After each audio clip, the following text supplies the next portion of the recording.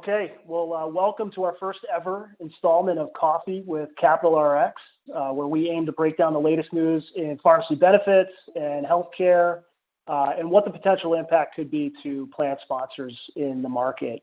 I am Ryan Duffy, SVP of Commercial Markets here at Capital RX, and I am joined by my colleague Josh Golden from Atlanta, Georgia. Josh, thanks so much for taking a few minutes with us this morning. What are you sipping on today? I got some Pete's coffee in my mug here. House blend, fresh ground beans. You got to grind your beans, Ryan. You got to grind your own beans. It's critical. Best flavor. I agree. I'm usually a black coffee guy myself, but I got a little crazy and put a drop of half and half in there today. So I'm living dangerously. All right. Well, crazy times call for crazy measures. So speaking of crazy times, let's talk about the administration's new executive orders that came out last Friday. Let's do it. That seems to be the news that everybody's talking about this week. And so there were 4 orders that came down from the Trump administration. Would love to get your thoughts on what the impact of these might be. The first order was around international price for Medicare Part B drugs. So really just curious to get your thoughts on what this would do. Yeah, this one's interesting. And, Trump has always talked about his desire to index pricing for U.S. drugs against, the price that patients pay in other countries. What he purports to do or proposes to do here is establish a pilot program that's going to take place in certain geographies where it's going to cap the cost of Medicare Part B, that's B as in boy, drugs, based on an average of prices across 15 different peer countries. Interesting. What's the likelihood of this actually happening? And most importantly, what is the impact for plan sponsors?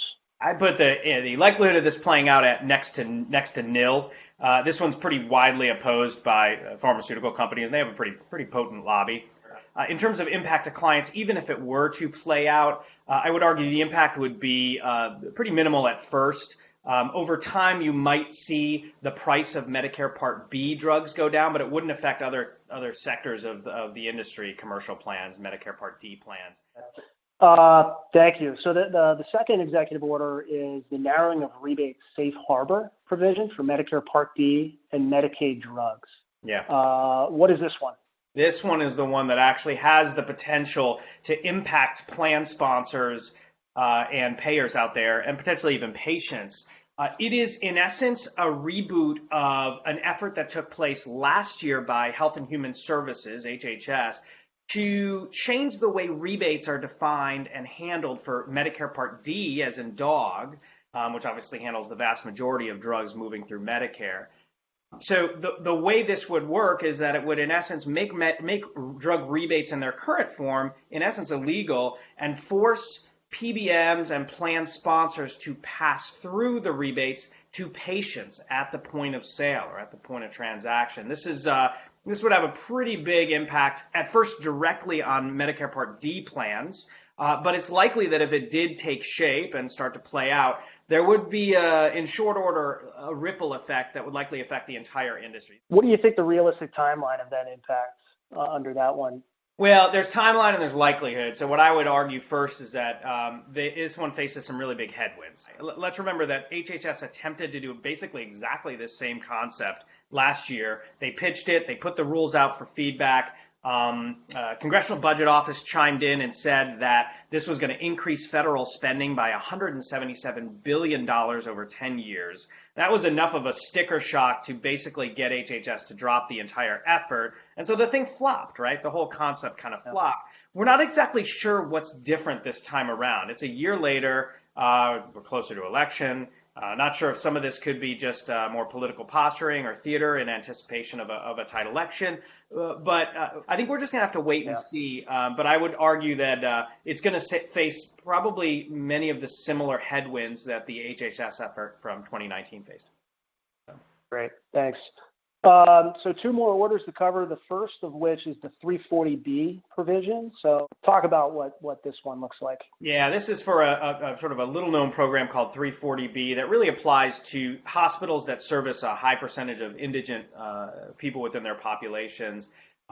specifically hospitals that are characterized as federally qualified health centers or FQHCs. They receive certain drugs at a very deep discount from pharmaceutical companies as part of their qualification in that category. What the Trump administration is looking to do here is to, in essence, pass on those discounts specifically for insulin and epinephrine auto-injectors. Hospitals obviously not a big fan of this executive order. If it were to take shape, it would in essence take money away from the hospitals, push it to patients. If this does in fact play out, and by the way, public support could be strong for this, then who knows where this could go? Eventually, it could potentially stretch into other drug classes, or maybe even start to affect other hospitals that leverage 340B pricing. And then finally, this is one that we've definitely heard a lot of noise about in the marketplace over the last few years, but increasing drug importation. So, talk a little bit about what this executive order would be and the likelihood of this one happening. Yeah, this one's interesting. It gets back to that whole notion that Trump wants to sort of equalize or neutralize the price difference that U.S. patients pay compared to their counterparts in other countries. And what he's looking to do here is basically have HHS finalize a set of rules that really allow for importation of certain drugs from Canada and the reimportation of certain drugs from other countries, drugs like insulin products that we talked about just a minute or two ago. This one faces some opposition as well. Again, I would put the likelihood of this one taking shape and really moving forward as fairly low. Anytime you talk about reimportation, pharma obviously has strong opposition to that. Could have a pretty big impact on their bottom line. But you also have a lot of experts kind of warning about variable quality of drugs coming from different countries, and that could be enough to topple this effort here. In terms of what it could do to impact plan sponsors, longer term, if this took shape, it could theoretically lower the cost of certain drugs that are being imported or re-imported into the system. But the actual impact is pretty hard to predict. Yeah. Yep. Well, it sounds like we're, like a lot of these new healthcare policies, we're kind of in a wait and see mode.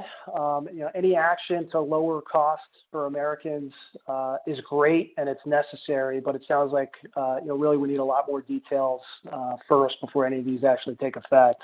So we shall see what that looks like, and we can certainly follow up with another installment as those details begin to surface. Any final thoughts? No, just looking forward to the next installment and the next cup of coffee. Always.